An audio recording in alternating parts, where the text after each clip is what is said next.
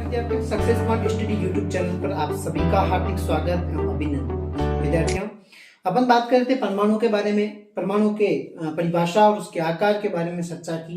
आज उसके अगले कदम को लेकर चलेंगे। आज अपन चर्चा करेंगे तत्वों के बारे में। किसके बारे में चर्चा करेंगे? तत्वों के बारे में। विद्यार्थियों, ये रसायन विज्ञान का सबसे इंपॉर्टेंट टॉपिक है। अगर ये तत्व समझ में नहीं आए तो आप 9th class, 10th class, 11th, 12th की साइंस को बिल्कुल भी नहीं समझ सकते। ये सबसे ज्यादा इंपॉर्टेंट टॉपिक है। यहां से आपको आगे बढ़ने में, केमिस्ट्री में आगे बढ़ने में बहुत ज्यादा हेल्प मिलेगी। तो अपन ने परमाणु के बारे में चर्चा कर ली थी, उसकी परिभाषा के बारे में, आकार के बारे में अपन चर्चा कर चुके हैं। विद्यार्थियों, उसके अगले कदम को आगे बढ़ने से पहले अगर आपने वो पुरानी क्लासें नहीं देखी तो सबसे पहले इस क्लास को देखें, और क्लासें अच्छी लगे तो लाइक शेयर सब्सक्राइब जरूर कीजिएगा, आगे बढ़ाइएगा। विद्यार्थियों, अपन आगे बढ़ते हैं। बात की थी अपन ने कि परमाणु और परमाणु जब आपस में मिलते हैं तब अणु का निर्माण करते हैं। विद्यार्थियों, अणु क्या होता है इसके बारे में अपन पढ़ेंगे। अगली क्लास में अपन चर्चा करेंगे परमाणु, अणु क्या होता है। ये अणु जब आपस में मिलते हैं तब तत्वों का निर्माण करते हैं। और क्या लिखा है? तत्वों का निर्माण अणुओं से होता है। जब दो या दो से अधिक अणु जब आपस में मिलते हैं तब तत्वों का निर्माण करते हैं। दो या दो से अधिक जब अणुओं को आपस में मिलाया जाता है विद्यार्थियों, तब जाके क्या होता है? तत्वों का निर्माण होता है, तत्व बनता है। तत्वों की पहचान उसके प्रतीकों से होती है। तत्वों की जो पहचान होती है वो उसके विशेष तत्वों, उसके विशेष प्रतीकों के माध्यम से होती है। एक विशेष प्रतीक प्रत्येक तत्वों का पाया जाता है, उसके आधार पर एक इसकी पहचान की जाती है।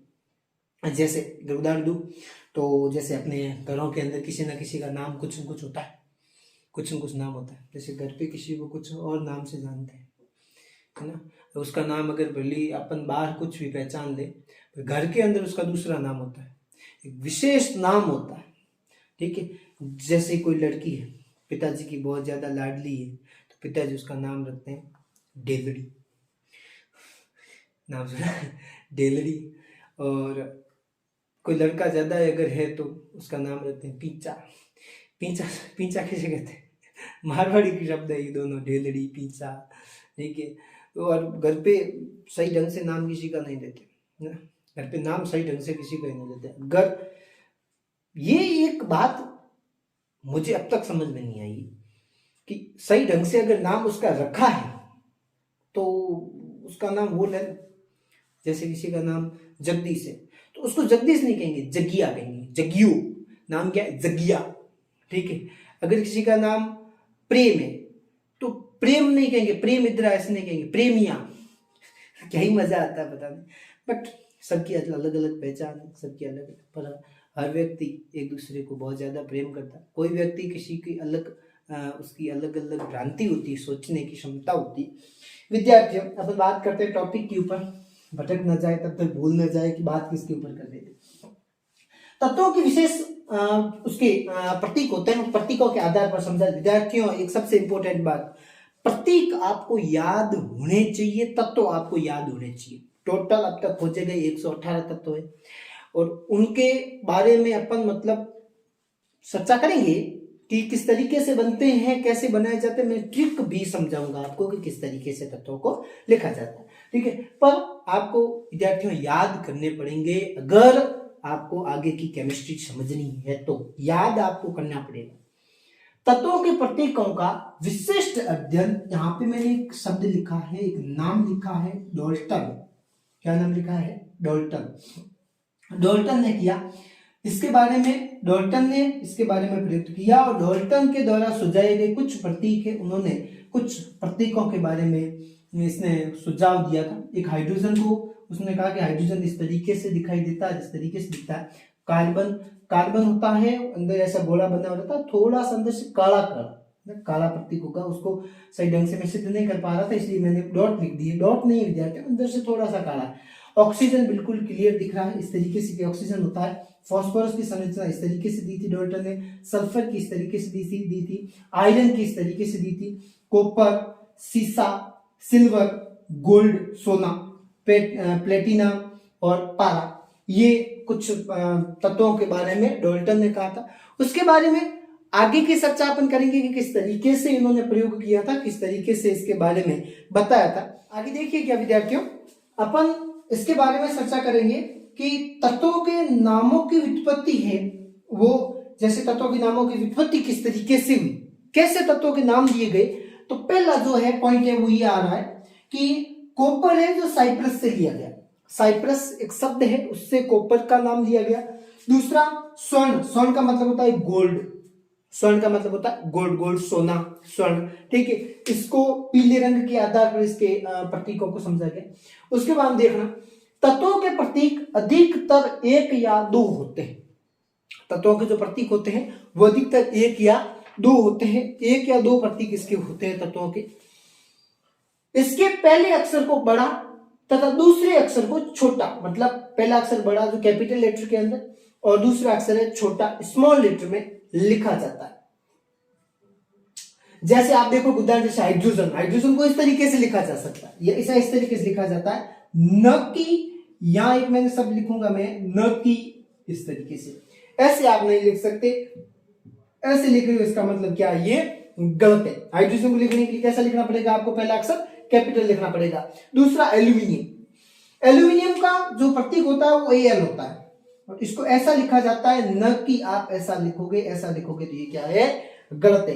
कोबाल्ट को इस तरीके से लिखा जाएगा, सी कैपिटल ओ स्मॉल होना चाहिए, न कि आप ऐसे लिखोगे, ऐसे लिख रहे हो, ये क्या है, गलत है। आप कहोगे सर जी इन तत्व जो 118 खोजे गए उसके बारे में मतलब किससे अपन बताएंगे कि ये तत्व ऐसा होता है, उसके बारे में कौन अपन को मतलब इसके पूर्ण तरीके से सिद्ध करने की जानकारी मतलब देता है।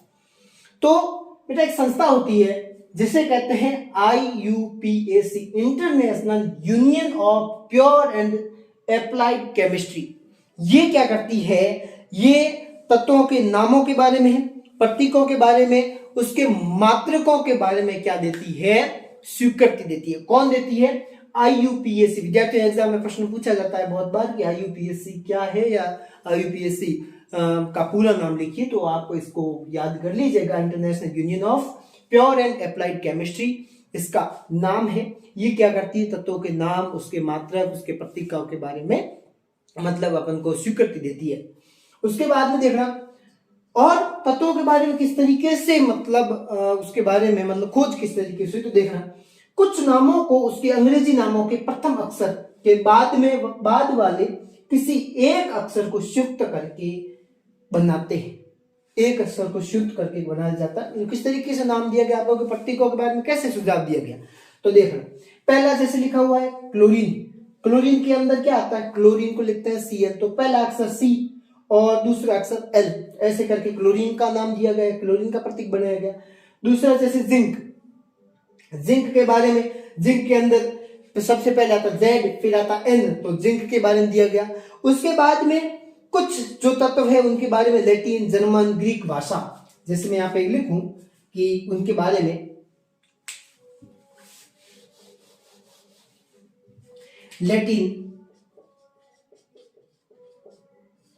जर्मन,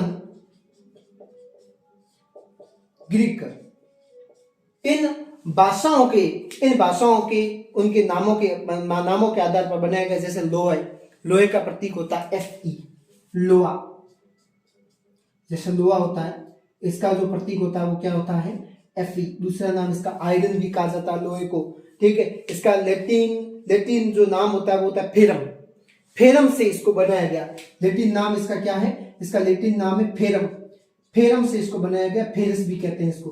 तो फेरम से लोहे को बनाया गया, लोहे के मतलब नाम दिया गया, उसका प्रतीक दिया गया, ठीक है। दूसरा जैसे सोडियम, सोडियम का प्रतीक होता है Na, पोटेशियम का प्रतीक होता है K, तो ये नाइट्रियम तथा कैलियम से व्युत्पन्न हुए थे, ठीक है। जैसे सोडियम का कहें तो सोडियम का जो प्रतीक होता है, सोडियम का जो प्रतीक होता है वो क्या होता है, Na, क्या होता है, Na प्रतीक होता है, ठीक है। इसका किससे बनाया गया, इससे इसकी खोज की गई थी नेट्रियम से, किससे की गई थी, नेट्रियम से की गई थी। और दूसरा जो है, दूसरा एक उदाहरण और दिया है पोटेशियम, पोटेशियम इसको जो प्रतीक होता है वो होता है K, पोटेशियम का प्रतीक क्या होता है विद्यार्थियों, K होता है। इसकी जो व्युत्पत्ति हुई थी वो हुई थी कैलियम से, किससे की गई थी, कैलियम। तो ये भाषाओं के आधार पर उनके ग्रीक, जर्मन, ये ज्यादा से ज्यादा जो वैज्ञानिक थे वो अंग्रेजी उधर के, जर्मन, इंग्लैंड, ब्रिटेन उधर की साइड के थे। तो उन्होंने अपने स्तर के आधार पर बहुत सारे वैज्ञानिकों के नाम के आधार पर भी प्रतीक दिए गए। प्रत्येक तत्व का एक नाम, एक अद्वितीय रासायनिक प्रतीक होता है। उसके आधार पर इन प्रतीकों की खोज की गई, इन प्रतीकों को बनाया गया, इनका नामकरण किया गया। इसके बारे में विस्तृत चर्चा अपन अगली क्लास में करेंगे। अगली क्लास में, उससे पहले आपसे मैं एक रिक्वेस्ट करना चाहूंगा कि आप कम से कम विद्यार्थियों 1 से 30 तक प्रतीक रट लेना। 1 से 30 तक तत्वों के, उसके तत्वों के नाम, प्रतीक ये रट लेना, ठीक है। इसके बारे में अपन चर्चा फिर करेंगे आगे। मैं आपको समझाऊंगा कि किस तरीके से तत्व होते हैं, किस तरीके से करते हैं, किस तरीके से उसके नामकरण दिए जाते हैं, किस तरीके से। तो अपन अगली क्लास में यही कार्य करेंगे कि किस तरीके से तत्वों के नामकरण, मतलब जो उसके नामकरण है, कौन से तत्व है, सर्कल वाइज चलते हैं, ठीक है। तो उसके सबसे पहले परमाणु संख्या, उसके बाद में तत्व, कितने परमाणु पर कौन, कितनी संख्या पर कौन सा तत्व आता है, क्या उसका प्रतीक है, उसके बारे में अपन विस्तृत चर्चा करेंगे अगली क्लास के अंदर। मैं आपको एक ट्रिक दूंगा, उस ट्रिक के आधार पर आप उनको याद आसानी से कर सकते हैं, ठीक है। उससे पहले आप लोग पुरानी क्लासों को नहीं देखे हो तो सबसे पहले उनको देखिएगा, पूर्ण क्लास देखिएगा। पूरी क्लास देखोगे तो विद्यार्थियों समझ में आएगा, नहीं तो नहीं कि शुरुआत में संजय सर बोर कर, अरे संजय सर बोर नहीं कर रहे हैं तो पढ़ना स्टार्ट तो करो। पढ़ना स्टार्ट, बहुत मजा आएगा विद्यार्थियों, बहुत ज्यादा आनंद आएगा आपको इन क्लासों को देखने में। थोड़ा फोकस करके देखना पड़ता है क्योंकि दिमाग की कसरत है ना। दिमाग अपन कसरत करते, पसीना बहाते तभी बॉडी शॉडी बनती है ना। दिमाग की कसरत जितना ज्यादा पढ़ोगे ना उतना ही ज्यादा दिमाग तेज चलेगा, ठीक है। एक बार याद नहीं होगा, 2 बार नहीं होगा, 3 बार नहीं होगा, 4 बार नहीं होगा, एक समय ऐसा आएगा कि वो याद तो आपको जरूर होगा। इसलिए जरूर पूर्ण क्लासों देखिएगा, आगे अपने भाई बहनों को भेजिएगा, लाइक कीजिएगा, शेयर कीजिएगा, सब्सक्राइब कीजिएगा और थैंक यू सो मच।